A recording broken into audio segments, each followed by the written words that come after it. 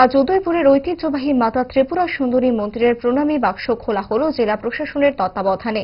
প্রায় 1 মাস 20 দিন আগে খোলা হয়েছিল মায়ের মন্দিরের দান বাক্স। মন্দিরের 17টি সিন্দুক খোলা হয় প্রশাসনিক রীতি মেনে।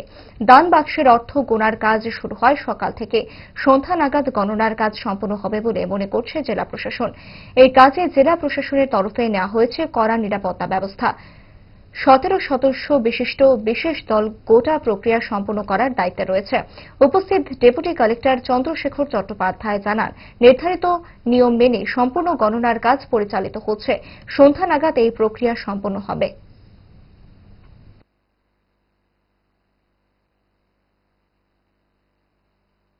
আমরা গত মে মাসের 18 তারিখে আমরা খুলেছিলাম।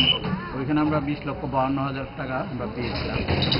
আর আজকে আবার আমরা 1 মাস প্রায় 20 দিন পরে খুলছি। তো আজকে মনে হচ্ছে টাকা একটু কম হবে গতবারের তুলনায়। আমরা এখানে 16 জন আছি টোটাল, আমি সহ 17 জন।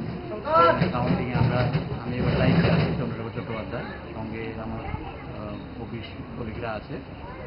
আমরা কাউন্টিংয়ের কাজ শুরু করছি নিচে গিয়ে। তো কটা প্রণামী বাক্স খোলা হয়েছে? টোটাল আমাদের এখানে ছোট বাক্সগুলো আছে 15টা, আর একটা বড় বাক্স আছে লোহার সিন্দুকের মতো, আর একটা আমরা নতুন একটা এনেছি। টোটাল 17টা বাক্স আছে। টোটাল 17টা বাক্স থেকে আমরা মোটামুটি যা পেয়েছি আশা করি সন্ধ্যার মধ্যে গুনে শেষ করতে পারবো।